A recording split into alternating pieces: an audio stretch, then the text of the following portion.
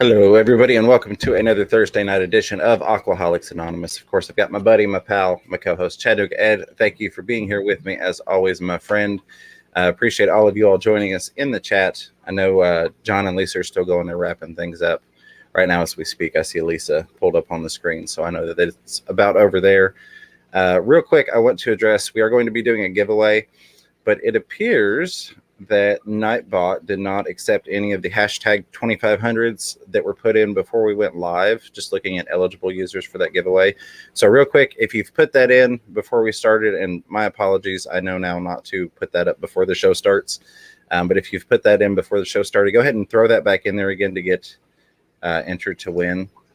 And that is going to be a $25 gift code to Amazon. That is in celebration of hitting 2,500 subscribers. We're like right there. I know we'll make it the way that you all show support and show love and subscribe to the channel. So I wanted to go ahead and do something special for you all. I love this community and appreciate all the support from each and every one of you. Just want to give a little something back because community is really what it's all about. We've got a couple of different things we're going to talk about tonight. I have kind of a ranty shipping fish update that kind of ties into what John was talking about, oddly enough. And hopefully we go good on audio and video tonight. We've had some issues the past couple weeks, and I know John started off on KG Tropicals with a couple of technical difficulties, such as the life of being on YouTube, especially doing live broadcasts. So hopefully everything's coming across great. And then we have got Ed is going to kind of go over do-it-yourself decor for your aquarium and how to treat driftwood and wood that you might find out in nature. And then, of course, we'll be taking Q&A from you all. If you have a question or a comment that you would like addressed, just put @FishroomFever in the chat. That will highlight on my screen for me, and then I can get that addressed and hopefully answered. Neither Ed nor myself claim to be experts, but we do the best we can. The great thing is we have a wonderful community in here. So also I would say maybe if you're new here and you ask a question, we will try and get to all of them. We usually get through most of them. But also be looking in the chat because we've got some amazing fish keepers in here that know more than either one of us do. And I think Ed will agree with that. So awesome answers coming from the chat, of course. And then just a couple other random things we're going to talk about throughout the night. And of course, we'll be doing that giveaway at some point. I'm not going to tell you exactly when. We're going to keep you hooked, right? So I would like to start off just by talking about my little ranty thing, because I really don't know exactly what I'm going to do in terms of shipping fish. And John did talk about this some.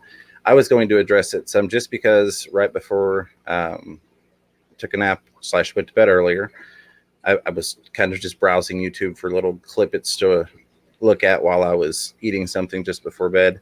And I saw a snippet, I think on CNN, that was talking about where the postmaster was like, we're going to continue to delay some things and you all are just going to have to deal with it. I believe it was specifically regarding first class, but that still kind of puts, people like myself that use the United States Postal Service for shipping fish, it can put you in an uneasy state. So it kind of gets me at the point of, again, people ask, well, when are you going to ship fish again? Well, I'm not entirely sure. A lot of that depends upon the Postal Service. We have certain obligations that I intend to fulfill, things like people that have won the giveaways for the gift cards. And I'll make sure that those people get, those things fulfilled.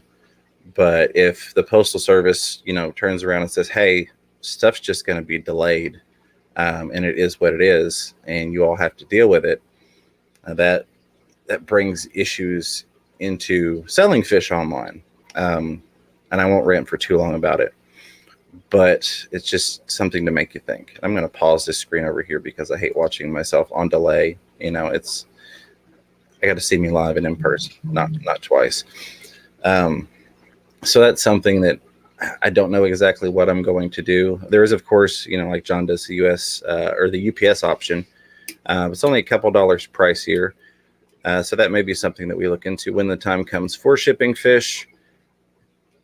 But it's one of those, I don't know how to put this appropriately. And I see 104 people here, 57 thumbs ups. I thank you all for that very, very much. I know we had a new member. I'm going to address that here in a second as well. I appreciate you. I really, really do. You almost have to have a certain, we'll say, customer base or following in order for people to pay those amounts for shipping. And I don't see myself that way. I look at it and go, why would somebody pay that much to have my fish shipped to them? But we'll see. That's something I could probably rant about for the entire hour of the show. And I don't want to do that because we've got some fun stuff to talk about. Again, if you're rolling in and you missed it, we were giving away a $25 gift code for Amazon in celebration of 2,500 subscribers, because I really appreciate you all. When I started this little channel, I never had, the hope and expectation that it was really going to, quote unquote, go anywhere. And we've kind of progressively, every time I look at my phone every day, it kind of grows a little bit more. So thank you all very, very much for that. Ed's going to talk again about, I guess I should give the restrictions on that giveaway. So you have to be somewhere that is eligible to receive an Amazon gift code. I am in the United States, and I can purchase a gift code for most countries. So as long as I am able to, from the US, purchase a gift code for your country and send it to you, we can do that. If you're under the age of 18, which I know we have a lot of awesome people that are in here to learn about fish and love the hobby, I just ask please get your parents' permission. And of course, any local laws and things still apply that would normally apply. Other than that, that's all the legal mumbo jumbo crap out of the way. We're here to have fun, talk fish, and give a gift card away. So moving on from that, Ed, do you want to talk to us a little bit about wood and DIY decor? Yeah. Well, first I'm going to give a shout out to my local fish store guy, Rob from Aquatic Aesthetics. He's done one video a day for this whole month. And I'm going to show a piece of wood that he salvaged in his videos, or one of the videos this week, or actually I think it was last week. But he goes down to the river, or actually it's a lake, but here in Tennessee, it used to be a river and we've built dams and we've turned it into a lake. But we drop the water way down during the winter. So that way people can build docks and whatnot into the lake during the winter months, and then they refill it. And he runs down there when they drop the water as low as possible, because there's tons of driftwood all along the sides. And one of the pieces that I got was, I'm going to put it together because it was a full-size piece, and then I cut it with my table saw. And now I basically have two really neat pieces. I love this hole that goes up the side, but I mean, look at it's got holes throughout, all in it. I mean, plecos and catfish are absolutely going to love this thing. Well, if I would set it this way. I'm planning on, I'll actually tell you what I'm planning on doing it for. Or what were you going to say? Well, I was going to say another thing you could do with that when you've got a piece of driftwood like that is you could take some rhizome plants and you can actually stuff them down in there. Of course, you can attach mosses and things to just about any type of driftwood. But I really like the holy stuff like that because you could take some anubias and kind of tuck the roots away in there and let it come off of it and just really add to that natural look. Well, that's actually my plan for this. Is I was looking for a tree. I've got about 36-inch straight up tank, but it's only 18 by 18. So it's a real tall. I used to put discus in there for breeding, but now it's just sitting there empty. So I was planning on putting this in there, and then I was going to put anubias I was going to put some at the bottom so it really gets bushy, because the stuff that actually hits the soil goes really crazy. But I mean, it'll still grow on the side real neat. Absolutely. But I was thinking for a puffer tank. Oh, very nice. Yeah, I'm not for sure if I'm going to go with like one Amazon or a figure 8 guy in there, or a bunch of pea puffers. So I'll let you guys think about that. But you see, I thought if I do pea puffers, this is a great break of sight, line of sight, because it'll be in the middle and it'll be kind of a bush that goes all the way down. And the tank is quite a bit higher, but I also had to think I've got to mount this to something. Absolutely. So I've got a flat rock. And James, why don't we talk about ways to mount it right now? We could do that, and then we'll address ways to get it prepped for mounting and prepped for your aquarium. One of my favorite ways to mount them, you do the same thing, is to take a piece of slate or stone, drill a hole through it, and then go ahead and just run a screw through there into the bottom of the wood. And I think people that don't realize how common that is sometimes are like, oh, a screw.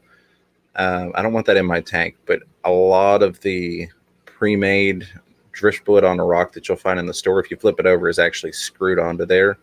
And also you have to remember, in the hobby, decades ago, people would throw nails into their aquarium to add the iron to the tank.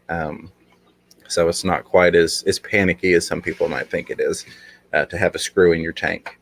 Whereas I think if we looked and just saw a random screw sitting there, we'd be like, get that out of there. But that's one of my favorite ways. Of course, there's silicone, but then buoyancy really, really comes into play. Even if you've got a nice heavy rock that will hold that piece of wood down that's trying to float up. I have seen people silicone wood in place, and then they fill a tank, and that wood has so much buoyancy to it that it just rips loose of that silicone and shoots straight to the top. And that can actually be dangerous. It can, of course, harm fish if you've got any fish in there, but it can pop up and break a glass lid, depending upon, how buoyant it is and how much force it has and how far it has to travel. It can pop up high enough to hit a light that's hanging over that. So that's just something to keep in mind if you are siliconing some wood in place. Now, okay, let's say we silicone it. What about super glue gel? I have never used super glue gel to hold wood in place, but I do use it all the time to hold plants to wood. You may be able to do that. I feel like it would take a lot. I feel like at that point, you're almost better to just grab some aquarium safe silicone and do that. But really, I'm going to recommend probably screwing it onto that piece of rock. The other thing is, and it's a lot tackier looking, but by God, it's functional. I have a 3.5 foot piece of driftwood in this piranha tank that's across from me. It's 125 gallon. And I've got some really nice big rocks that have naturally occurring holes through them. And I just took some zip ties and I zip tied them and found some little places where I could try and hide it as best as possible. You could use something else, some really heavy gauge fishing line that's a little bit more transparent or translucent. But really, I'm personally going to recommend, if it's something with some buoyancy to it that hasn't been soaked and is sinking on its own, that you secure that really well, just to be safe. Okay. Going back to if we would silicone it or glue it, if it held at first, would it eventually start to rot maybe and then pop off? Eventually. All wood breaks down. So it's going to depend on what type of wood you use and exactly how much surface area was siliconed. But yeah, sooner or later, wood breaks down and it just does that naturally. That's a fact of life. So eventually the thing is going to deteriorate to the point that it's no longer attached. But I feel like by the time it's deteriorated to that point, it's going to be completely waterlogged and there's not going to be any risk of it like floating and popping to the top. It may just fall over or, decay down onto the substrate or the bottom of the tank. So we both basically agree that screwing it down is the best thing. Yes. Would you go with any type of screw, or would you go with a galvanized or stainless steel, or? So there's a lot of debate on what type of screw. I use stainless steel. That's typically what I use. I've not had any issues or, fish poisonings or anything from that. But that is my go-to, as a stainless steel screw. John Cox says that the silicone will stop the air from getting into it. So maybe you could put some silicone on it too if you wanted, and then screw it. You could. Just for a little extra layer. Yeah, it will stop. It's going to form a bond or a barrier in between the wood and whatever you adhere it to. But I feel like that wood is still going to naturally deteriorate, even if there's no water getting to it because of that barrier. It's still going to essentially rot, because that's what it's doing. When it's deteriorating, it's rotting. So it's essentially going to end up doing that, even if it's from the outside of that barrier. Okay. Now, so we figured out, or we've talked about ways to keep it down. Mm-hmm. Now, you shouldn't just take some wood right out of a lake and stick in your tank, should you? What would happen if I did that? I mean, you could be fine. You could also end up with a lot of potential diseases or hitchhikers, or you don't really know what's in there. Again, though, you also could be fine. My big thing is a lot of times, again, wood's porous, so you never really know what's in there, what's in the nooks and crannies, and even on a smaller level than what we can necessarily see. Are there any sort of parasites or anything like that maybe on the wood? Any microorganisms that we don't want in our tank? Can you get away with it? Yes. Is there potential for disaster? Also, yes. So I don't recommend just taking stuff straight from the wild and dropping it in. Of course, if it's from another body of water, and again, with the legal stuff, technically, check your local laws and make sure that you're permitted to collect driftwood or plants or anything like that from the wild if you're going to do that. But I would definitely want to collect it from freshwater too, don't you? Yeah, I would only go with freshwater for a freshwater tank, just because I don't feel like. So you probably could get something that's from saltwater pure enough to go in freshwater, but I feel like it's better safe than sorry. Just in my opinion, and that's all this is. This is my opinion, and this is Ed's opinion. These are not facts. I wouldn't do any salt. Yeah, I wouldn't because either. You're not even allowed, or it's supposed to be really bad if you burn saltwater driftwood. Even it puts off some bizarre gas. Interesting. I did not know that. So I learned something new today. Gotta love that. Yeah, I would stick with freshwater. And then the other thing is, if you're going to collect wood that's maybe out of water, make sure that it's not got funguses or anything like that growing on it. All the different wonderful molds and fungi and all that stuff that can occur in the wild, in nature. And that's where we kind of get into how do we treat it. And the best thing to do is, of course, boil it. Not only is that going to decontaminate it, so to speak, that's also going to help remove some tannins from it. I personally enjoy tannins. I'm not an anti-tannin person, but I know a lot of people are. And sometimes wood can have way too many tannins, and it can drop your pH way too quickly, as much as it secretes into the water, and you end up with this completely browned out tank that the pH has gone way too acidic in. So it's definitely not a bad idea. But for a larger piece like that maybe you can't boil, Ed, aside from, sticking it in a bucket and pouring boiling water on it. I've seen people do that in bathtubs also. They'll put it in the hottest water they can run in the tub, and then they'll pour, things of boiling water on it for a period of time. What are some other ways that you would recommend for decontaminating, if you will, your driftwood? Okay, well, you, one way is you can sandblast it, and but I mean, a lot of people don't have a blasting cube or whatever. You put it in, and it all goes all over. It makes it look real pretty. You can almost do it to anything, dried out wood, and make it look really cool because it'll round everything off. But that'll knock off the outer layer of everything pretty fast. You can use a power washer, right? But you don't want to use a power washer that you've ever put soap in, because then you're blasting soap or chemicals into your wood, and that's a big mistake. Right. That's definitely a high probability for that happening. Now, go ahead. I was just going to say, in terms of the pressure washer, if you've only used it for bleach, so like, I know a lot of people that have them and they just use it for like spraying siding on houses. Like that may even be a part-time job.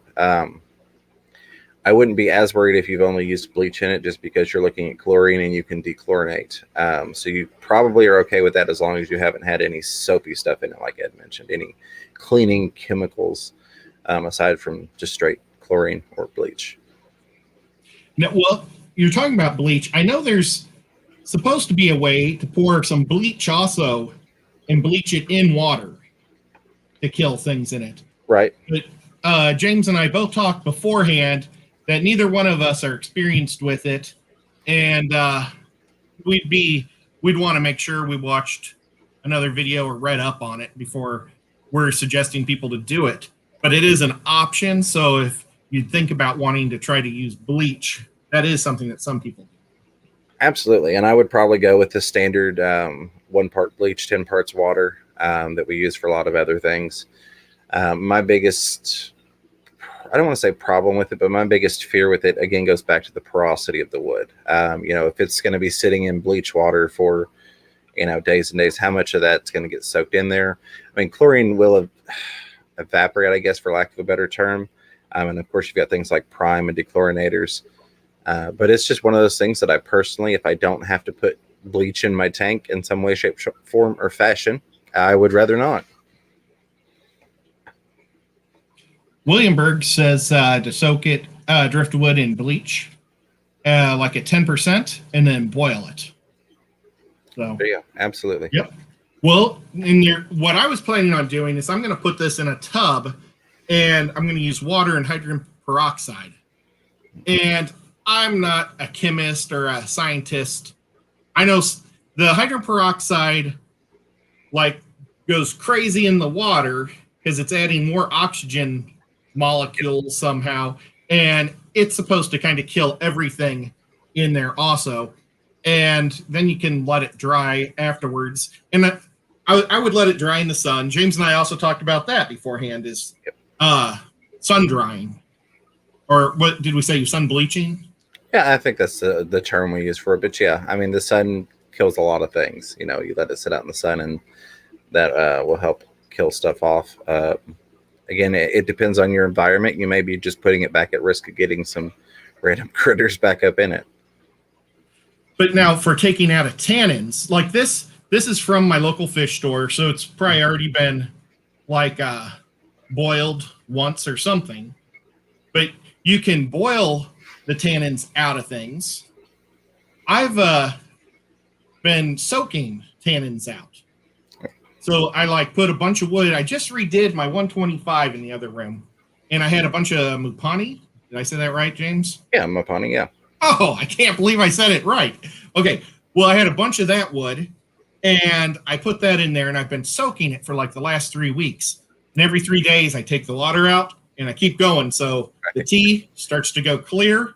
I know when the tea's clear, I can put it in the tank. Absolutely. And I did that with these. I bought a bunch of these, but what I did is I put these in the 5-gallon bucket and put them outside. And I just hosed them every day. I'd fill it up with water, drain it. Well, I'd drain it, then I'd fill it up again, and then I just left them outside. And then I took them out and dried them, and they don't release any more tannins. So I love soaking the tannins out, opposed to actually boiling them, especially with a piece that'll never fit in a lobster pot. Absolutely. Now, I will say, again, I am a fan of tannins. So that 3.5-foot log, essentially, or piece of driftwood that I have, there was no real pre-treatment for that. I rinsed it down and made sure there was no, loose debris or anything. But I got that from a local fish store, so that had kind of been prepped for sale, if you will. It wasn't just covered in dirt and funk and all that stuff. But there are some definite benefits to tannins, and we could talk about that another time because that's another rabbit hole to go down. But tannins are not necessarily a bad thing. A lot of people, including myself, will add them to a lot of different tanks for various reasons. My piranha tank, which is where that is, that log after a year is still releasing tannins into the water. It's still not fully cured, if you will. And those piranha do tend to take, chunks out of each other from time to time. They'll get in little tizzies, little scuffles, little arguments. And I don't pull those fish and treat them. Words are hard. I do not pull those fish and treat them because between the tannins and just the general cleanliness of that water, I've had absolutely no. I'm sorry, I keep looking at the piranha tank. I've had no issues with those things healing up, and I've talked about this before. Wounds that if I saw them on another fish, I'd think, oh well, that fish is a goner. And there's my buddy Aquatic Marine. I see we got a lot of super chats, and I will get to those. And I do very, very much appreciate them. We're probably going to take another 5 minutes or so on this topic, and then we'll hit the super chats and we'll dive into the questions. And of course, we will tonight do that giveaway. But without going too far down that rabbit hole, tannins can be a good thing, and that's all I wanted to basically say. So that, GRB talks about he's had driftwood floating for 20 years. It is crazy because what happens is some of the wood, like that's how the wood gets petrified because the oxygen can't get to it, and it doesn't rot. It actually petrifies, and that's pretty cool. I mean, it takes a lot longer than 20 years, but it's still pretty cool. Absolutely. But gosh, what else? Trying to hit all the different things with this. Oh, with tannins, I'm not totally against tannins, but they somewhat drive me crazy at the same time. Right. Because I want to be able to see my fish. And I messed up and made, at the time I thought, oh, tannins will be cool in this shrimp tank. Well, not when it's dark blue shrimp, because you can't see the shrimp. They're just all black. So, I don't know. I think if I had if I had Cares fish or something, that's more of a dull fish, it might look really neat in a tannin tank because it might actually make it look more mysterious or something. Right. But I'd hate to put a colorful fish in tannins. I can understand that. It kills me. And there's different levels of, black water, if you will. Yeah. But I don't know. That sounds like a good talk for another night. I think we could probably spend an hour just talking about that. The pros and cons of tannins and natural tannins and all that wonderful stuff. Yep. I can't wait to see what the people said, Pea Puffer or Amazon. Absolutely. And I'm still rolled all the way to the top of the chat because I know we had, of course, we had a new member, and that was Tank Top Tropics. Thank you for that. I promise I'll run through and get the new members and the super chats and all that here in just a minute. But I think that pretty much covers the treatment of it. I can't really think of anything else that I personally do. I'm sure there are other methods. Let me say that. I can guarantee, I think we had like 140 people in here last I looked. 147 people. Thank you for being here. 97 thumbs ups. I really do appreciate that. Super awesome of you all to smash that thumbs up button. It's free, and so is that subscribe button if you haven't hit it. Again, we're doing that giveaway and celebration of 2,500 subscribers. Can't thank you all enough for that. So if you haven't hit those buttons, do me a favor and hit those. They're both free. They help support the channel. YouTube likes when you tickle that algorithm. So thank you all for that. But I know with that many people in here, there are definitely some other methods in the chat that I'm sure I haven't seen yet because I haven't gotten down to the bottom. I can't wait to hear. There's no... Just because Ed and I are on camera doesn't make our ideas better than the ones you see in chat. That's the best, plain and simple way that I can put that. So maybe you're new here and you're going, well, they said this, on stage, so to speak, and the chat said otherwise. Doesn't mean we're right and they're wrong or vice versa. What works for me may not work for you and vice versa. So, yep. This was basically James and I brainstorming for about an hour of different ways to deal with driftwood. Absolutely. All right. So I'm going to roll on down through here. A fair warning for those of you that are regulars and know about the party poppers. I seem to need to buy more party poppers. I thought I had a whole nother bag and I don't. So I've got about 7 or so. So we'll pop those off as we go through here. But if I run out beforehand, before I get to yours, I apologize. And if you're new here, you have no clue what I'm talking about. So you won't really miss it anyways, right? Right. Let me get on down here. Okay, so it's gone where I can't even get to it anymore. But Tank Top Tropics did become a member before the stream even started. Thank you for that, Tank Top Tropics. I'm going to push my mic back while I do this, just so I'm not blowing you all's ears out. That was another thing. Those of you that are regulars know I used a different intro. I used the StreamYard intro video versus my Fish Room Fever intro video. Someone was kind enough to bring to my attention that is really, really loud versus the standard audio level. So I need to redo that video. And that is why, for those of you that are wondering, what happened to the Fish Room Fever intro? So just a quick note on that. Let me roll through here, make sure I didn't miss anything before I jump over to the other screen that I'm pulling this stuff up on, because YouTube has a habit in the studio of hiding some stuff. I've got a question. Yeah, buddy. How do you feel about sprays? Like not Flex Steel, the clear coat that's a Plexi Dip. You can get like Plexi Dip that's clear coat. How do you feel? I mean, we would treat the wood first, but how do you feel about actually spraying the wood with something like that? I mean, I know one negative right off the top of my head I can come up with, but I want to see what you say. As long as the final cured form is aquarium safe, I wouldn't have an issue with that. You know, I put spray paint in my tanks. I've spray painted decor before, but I always make sure that I use a product that is aquarium safe when fully cured. It's kind of like silicone. You know, silicone not fully cured, not really aquarium safe. Silicone fully cured, aquarium safe. So, well, but you might have fish that like to eat wood.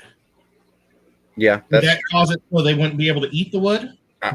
Plastic layer. So if I'm going to have raspers, or I'm going to have you know, plecos, anything that's going to chew wood or rasp on wood, I probably wouldn't put a coating on it. In all honesty, and since most of my tanks have plecos, I probably would not use that. And that's a very good point. I'm glad that you brought that up. Yeah, I kind of forgot to bring it up earlier, so I tried to segue back to it. But yeah, it's kind of interesting because I have lots of plastic dip just in case I want to do something. But for the most part, I don't want to do it to the wood because you never know. It might be in your tank now that has nothing, but in 20 years, like GRB said, he might have something in there that would like to eat the wood, and you don't remember. At my local fish store, he's got a piece of wood he's had for almost 20 years, and it's a grapevine that's like twisted, like it's like a corkscrew twist. It's huge. And he said he's used it for over 20 years. The shrimp crawl all over it. Oh, wow. So, you know, it'd be a bummer to spray something like that. Or, well, maybe you would want to spray it. Maybe a softer wood you might want to spray. I don't know. Yeah, I mean, that's a valid point. Just thought about that. All right, I'm going to run through here and grab these super stickers and super chats, so we're going to roll through and dive into questions and highlighted comments. We've got HSPS's Tank Tribe. Thank you for the $2 super sticker with the vibes and the hearts. Appreciate that. I hope you're doing well. I hope life is treating you good. So thank you for that. Always good to see you. Appreciate you being here, and thank you for that super chat. Rolling down here, we got Pepley Creek Aquatics with the 99-cent super chat, dropping that pile of fertilizer on us. Thank you for that $1 pile of fertilizer, Pepley Creek, and of course, appreciate you being here, buddy. There we go. That popped. Getting it all over the mic. I'm trying to blow it off your. You got one piece. There we go. There we go. We're gonna make a mess. We always do, right? Right. Brian Watson with a $1 super chat with the crazy face there. Thank you for that, Brian. Very much appreciated. Colin Scritter Cave throwing those trees out there. I still love that super sticker. The $1 super sticker there just looks like a nice, calm, peaceful forest. So thank you for that, Colin. Glad to see you, buddy. I hope you're doing well. Roll on down. Sorry, I'm going to the other camera or the other monitor in studio so I can get to these because they're all together versus trying to find them all in here. Mainly Bettis with the $10 super chat says, missed you guys and all the chatters over the last couple weeks. Been crazy busy with the move to new house and work. Hopefully back in swing of things now. Keep being great. FR Fever, gentlemen. Mainly Bettis, I'm glad to have you back. I'm sorry things have been hectic. I know that's been happening to a lot of people. Life's gotten really crazy for a lot of people, and I hope that you all make it through it. My thoughts on that, just remember, nothing's ever put in front of you that you're not strong enough to get through. Okay, you'll make it. It might not be fun, it might not be pretty, but you'll make it through there. And just hang in. Now, that doesn't make it better, but there is a light at the end of the tunnel, even if it's just a candle and it's around a corner and you can't see it just yet. But glad to have you here, Mainly Bettis. I do appreciate the super chat, and I just appreciate seeing you here. It's always good to see you. Tank Top Tropics, who again also became a new member, says to help keep the lights on and the fish happy with the $4 super chat. Thank you for that, Tank Top Tropics. Greatly appreciated. Again, never expected, but always very much appreciate the support. And just, I mean, really, I appreciate y'all being here. 150 people hanging out, 100 plus likes. I don't know what it's at, but I see that it's a 1 ... in the studio. So thank you very much for that. Dave's Aquarium Thoughts, who goes on after Chattanooga Ed, who goes on after myself. He's throwing the $1 super chat out there with the sunglasses smiley emoji. Appreciate that, Dave. Looking forward to seeing what you've got going on tonight. If you all could see the amount of confetti behind me here. I think that was the last one on the party poppers for tonight. Mike's Aquatics and Things with the $1.49 super chat with the popcorn. Thank you for that, Mike. Hope you're doing well, brother. Glad to see you. We'll roll on down. We've got Aquatic Marine. That is Kenny. For those of you that aren't familiar with Aquatic Marine, that is my local fish store. Hashtag not sponsored, but I love the guy. And that's not that he wouldn't sponsor me or not that I wouldn't want the sponsorship. We just keep a very open, clean relationship so that anything I say about them can be taken 100% at face value and people don't question it due to a sponsorship. But I've got some great videos from there. Kenny, I need to come see you. I need some Prime. I got to do a bunch of stuff tomorrow, so I hope you're going to be there, Kenny. But thank you for the $50 super sticker with the jumpy, dancy fox fireworks behind it. I think you get the boa for that one, especially since I'm out of party poppers. And this will be fun for the people that haven't been here before, haven't seen this. We got the feather boa to celebrate those extra super big super chats. So thank you for that. Give everybody a laugh, because who doesn't need a laugh and a smile right now? I mean, with everything going on in the world, we could all use a little chuckle, right? But Kenny, Aquatic Marine, thank you for that. Hope you're doing well, brother. Hope everything's going well with the family. I need to come down there and see you, and we need to make some videos, my friend. That's been a failure on my part, and I apologize. John McKenzie with the $1 super chat. Throwing another pile of fertilizer on the stream. Thank you for that, John. Chris Patterson became a new member. Chris, I appreciate that. I really, really do. So we've got some people that I know will renew their memberships, and I don't say that to push them, but it's just a fact that it expires, and then every month they renew it. As soon as that happens, we'll have hit the threshold for the next emoji, the custom members emoji. So we will get that party popper emoji in there because that's what the members have asked for. And that puts us one step closer. Appreciate the support. And welcome to the Fish Room Fever family, Chris Patterson. I know you've been around supporting the channel and supporting the Fish Fam for a while. So thank you for that. Kenny E with Danica Aquatics with the $5 super sticker with the mic drop pair. Thank you for that, Kenny. My brother from another mother. Need to hang out with you again sometime. I know we just hung out, but I always love just hanging out and talking to you. Appreciate the super chat. And then look at this guy. I can't get all the way down to it. And John, you know how it is with the very bottom super chat. KG Tropicals with the $20 super chat. Thank you for that. John and Lisa says, I demand another party popper.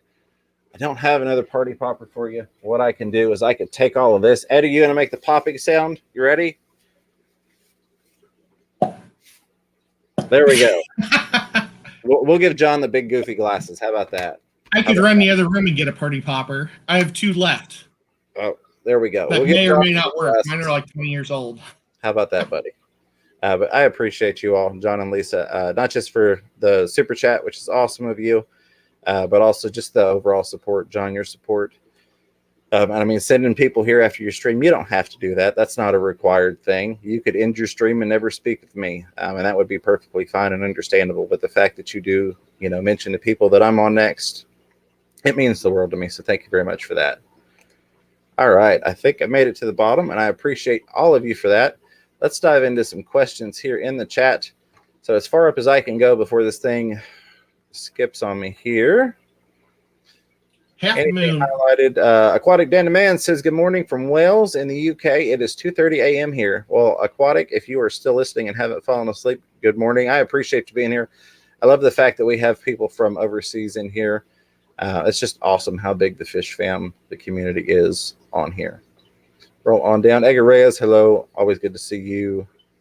Furloughs Aquatics saying hey to Ed and James. Appreciate you being here, Eric.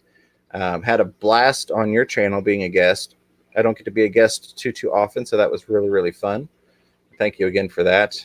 Roll on down here. Aquatic says, and this is Aquatic Dan the Man again, says, hope the restrictions isn't that it's only open to U.S. residents. No, so this one is not.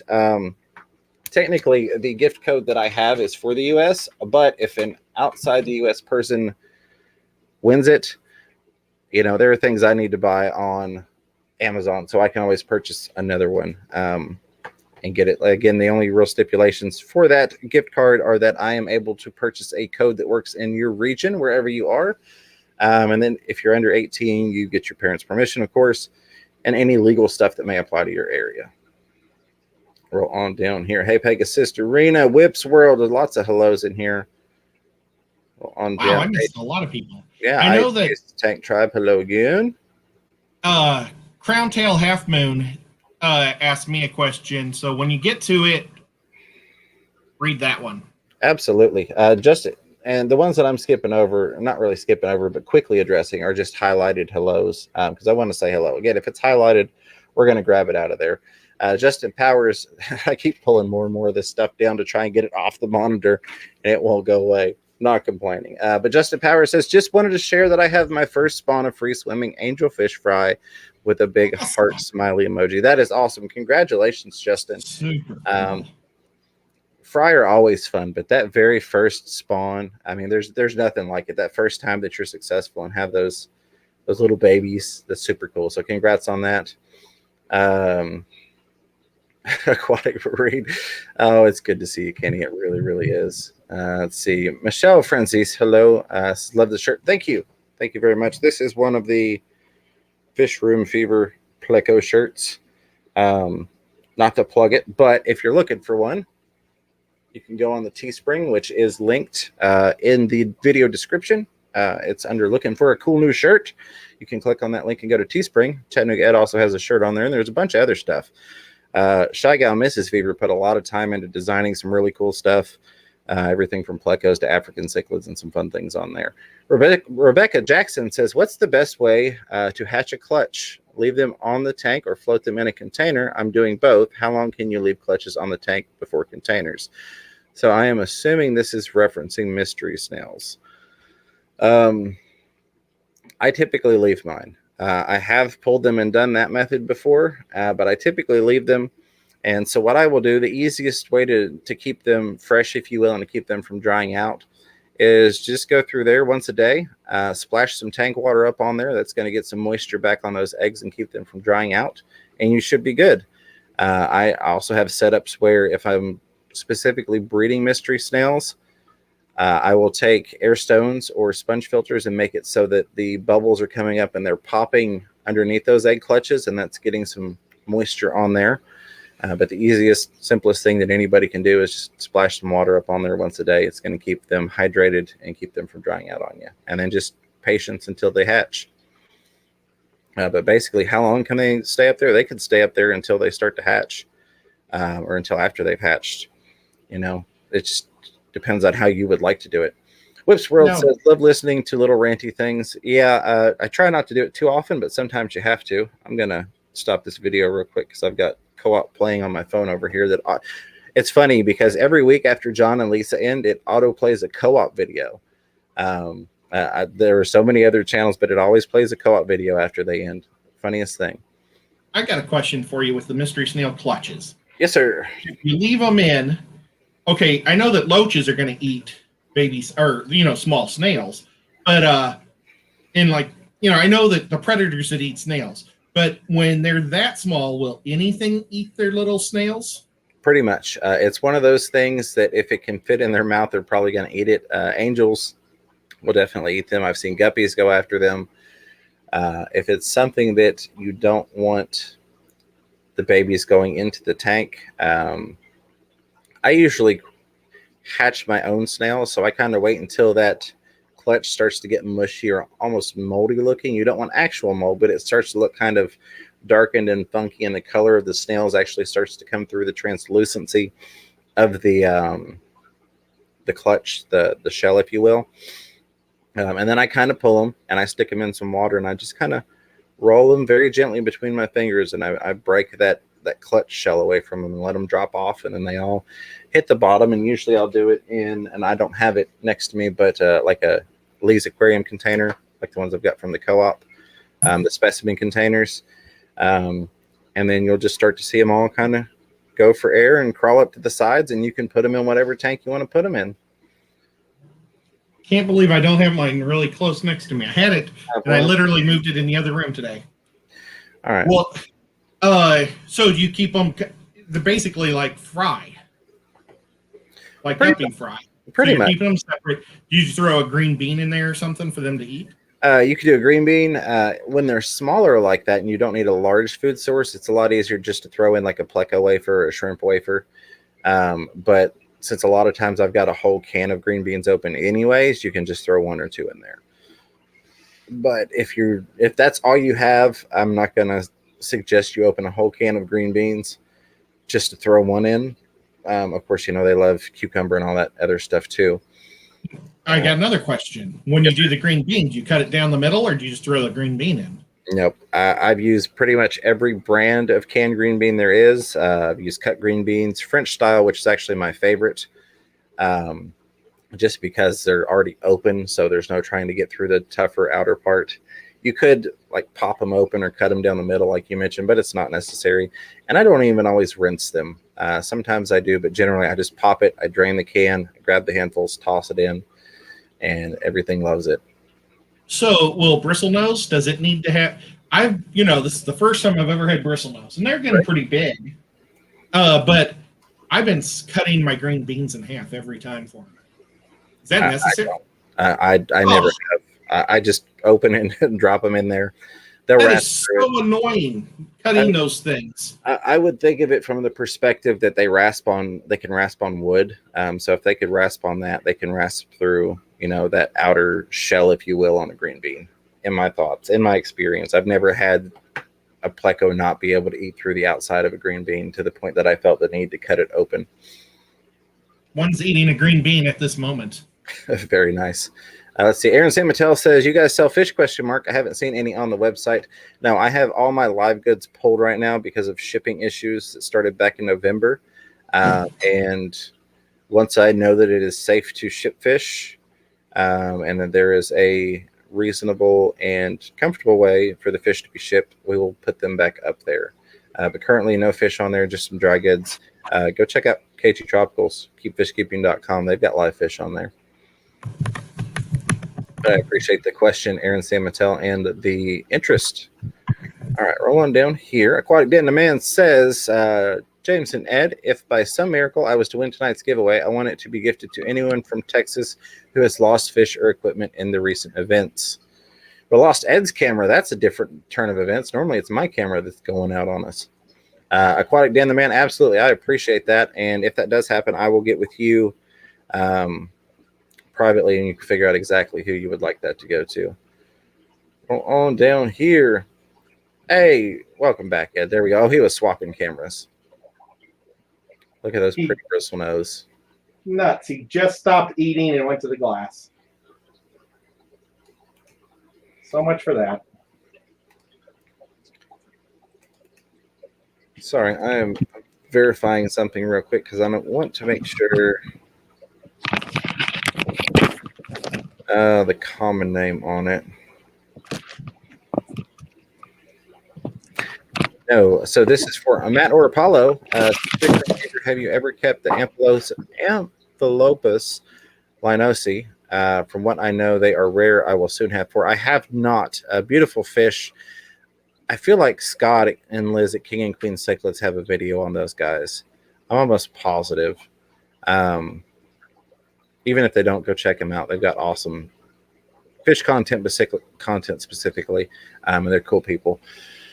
But I have not, and congrats on that. Very beautiful fish, but I haven't personally had any. So I'm glad you're able to get a hold of some. It's nice when you can get a hold of some rarer fish. On down here, Deb Hall D says, Fish for Fever and Ed, LRB was rejected at USPS, and then the chat jumped on me. So let's see if I can get back to that. See if I can. So I cannot. The highest up I can go was Aquatic Dan the Man saying, can I suggest cutting small slices off and doing experiments with the peroxide suggestions and bleach so you don't lose the full length of wood? That's a very good point. I like that. All right, so we're going to keep on going. I can't get any higher on the chats than that. Shit, USPS is tricky right now, and we'll leave it at that. Definitely something that we could rant on. but I'd rather not because we're almost out of time here. We've still got to do the drawing, and then we're going to head over to Ed's channel. But let me get as many questions in here as I can. Brian Gomes says, what type of colorful cichlids can I put in a 125-gallon tank? So if you're open to African cichlids and doing some research, if you haven't already owned them and you don't know what you need to do there, and that's KG Tropicals. They've got some great stuff on African cichlids. 125-gallon African cichlid tank. You mentioned colorful, and that's about as colorful as you can get as the African cichlids. There are a lot of other beautiful cichlids, but in terms of color, those, as most people agree, about the prettiest fish you can get in freshwater, color-wise. So I would probably recommend that. You know, real quick, I don't see it now, but Crown Tail Half Moon was asking about guppy fry, and he took some of, I think, like albinos and put them in with some black Moscows and wanted to know, but it seems like only the black Moscows live, and he was wondering if they're more hardy. Mm-hmm. And, you know, and it's really, people always try to say one type of fish guppy does this and another does this, but what I've discovered is every line is different. Absolutely. Some are super hardy, and it can be ones, you know, because I have albinos that never eat their fry, and everybody says they eat their fry like crazy. I have Moscows that do nothing but eat their fry, so I have to pull them out. So it's like, I wish I could tell you, but it really depends on, you know, how many generations, you know, before you got your guppies, you know, have they been inbred 8 times, you know, and the Moscows have maybe got a lot more DNA to make them healthier. It's just always a toss-up.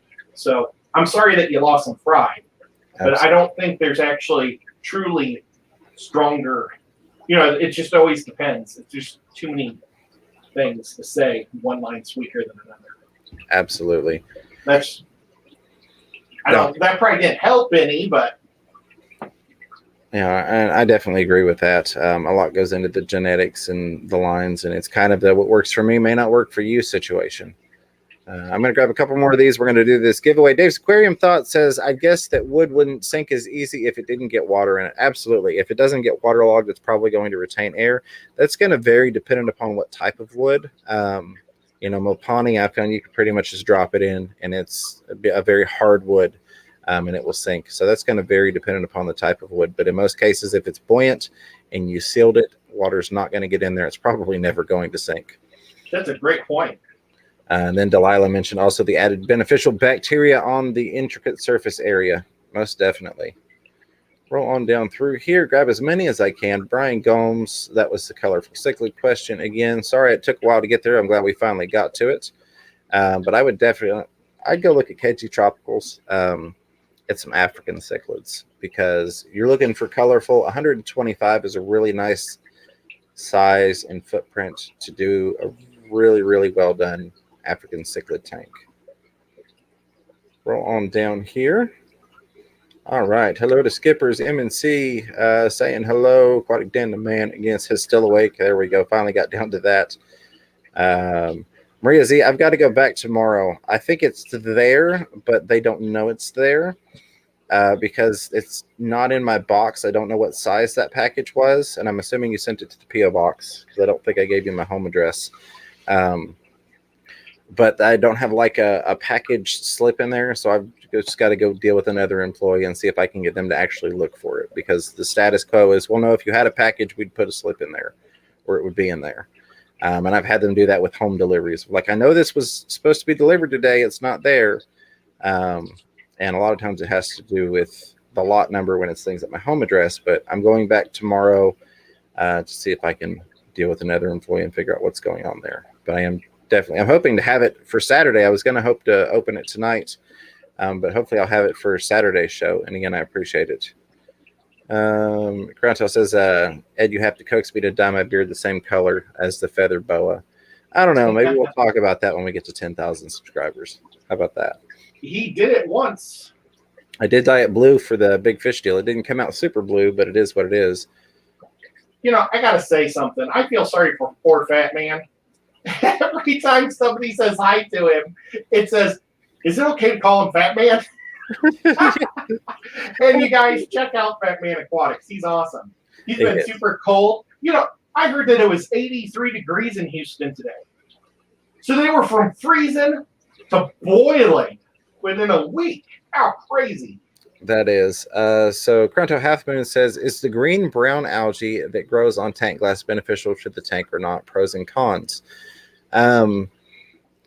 Most of what I have that grows on the glass that I feel is beneficial is not brown. Generally, if it's brown, it's diatom algae.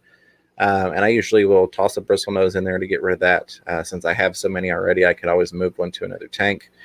But your standard kind of greenish algae that gets on the glass and kind of sticks on there, I tend to leave that except on the front glass because I need to be able to see the fish and film videos.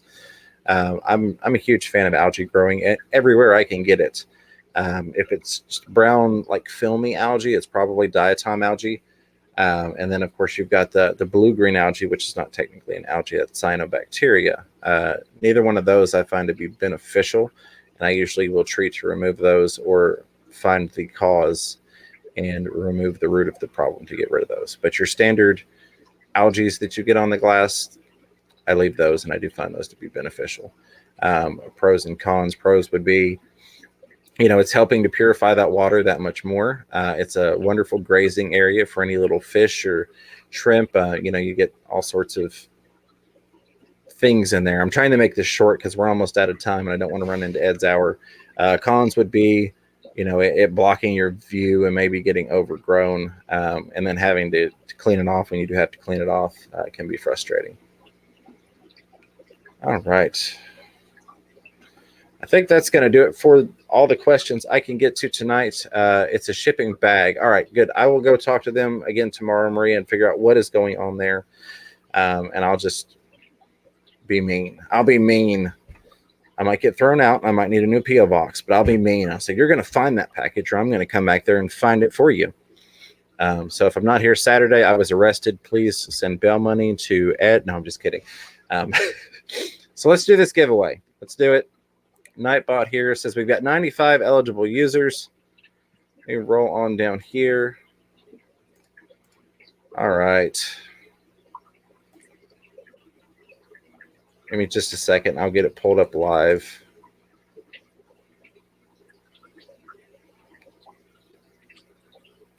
And see, this is where I never know, because we've got people in here that are not marked as eligible, but I'm sure they would like to be eligible. So I just go ahead and mark them. So if for some reason you win this and you did not want to win this, let me know and we will redraw it.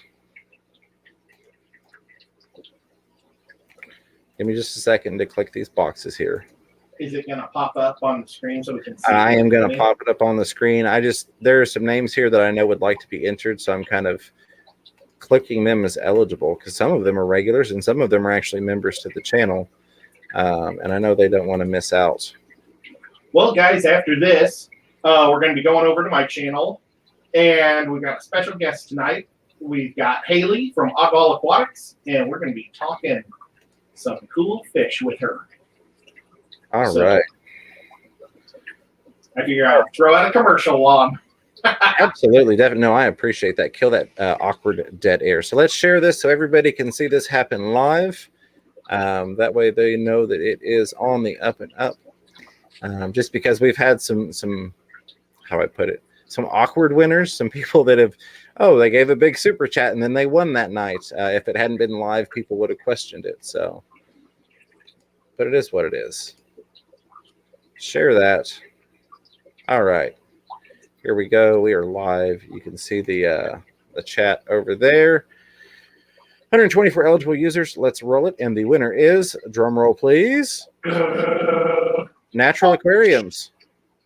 awesome. Subscribed since 12/6 of 2019. Thank you for that, Natural Aquariums. If you'll send me a message, fishroomfever@gmail.com, or you can message me on Facebook, Fishroom Fever. And see, yep, they're there because they just said hello in the chat. So, again, live for you. Congratulations, Natural Aquariums. Appreciate the support. And I thank each and every one of you all It's great to have, what do we have here? 154 people watching, over 100 likes, and right at 2,500 subscribers. I can't say thank you enough for all of the support from the community, from other creators, the local fish stores. You know, you've got Aquatic Aesthetics, Aquatic Marine, my local fish store. Aquatic Aesthetics is Ed's local fish store. Sorry, I'm trying to pull up live. We're at 24.79, so I know we'll be at 2,500 in no time, so I wanted to do that tonight. Let's go ahead and pull that off of there. I do want to say, I know we had some questions that we did not get to in this first hour, but I would say bring those over to the second hour on Chattanooga Ed's channel. We're about to head there right now. Let me get that off of there. All right. Before we go, a huge thank you to all of the moderators. You all do an amazing job, and I appreciate everything you do for the channel, and you do it free of charge. So can't be thanked enough. The members, the lurkers, the listeners, the chatters, the contributors, everybody on the replay crew, you guys are great. Everybody that showed up tonight, thank you for hanging out with us. Thank you for hitting that thumbs up button. I'm going to turn it over to Ed for his final thoughts. Yep, guys, don't be afraid to get those hands wet. Keep those tanks clean. Absolutely. Go check out Chattanooga Ed and myself on the Nocturnal Feeding Show, Feeding Your Late Night Hobby Hunger, where we're going to be talking to Haley from Oddball Aquatics, starting right now. Until next time, keep your fish healthy, keep yourselves healthy, catch yourself a little fish room fever. Take care, everybody.